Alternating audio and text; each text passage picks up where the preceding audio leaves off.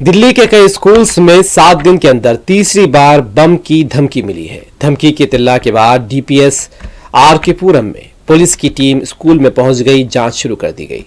धमकी वाला ईमेल सुबह 6 बजे आया था। दिल्ली के स्कूलों में धमकी से जुड़ा 2 दिन में यह दूसरा मामला है। हालांकि अभी तक जितने भी धमकी के ईमेल्स आए हैं सभी फर्जी साबित हुए हैं।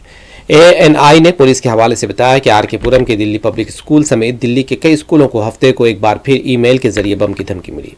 पुलिस ऑफिसर और दीगर टीमें इन स्कूलों में मौजूद हैं और ओहदेदारों ने अभी तक इस बात की तस्दीक नहीं की है कि ये बम की धमकियां झूठी हैं या नहीं। वैसे धमकी भरे ईमेल्स में कोई मुतालबा नहीं किया गया। वाज़ेह है कि जुमा को भी दिल्ली के 30 स्कूलों को धमकी मिली थी।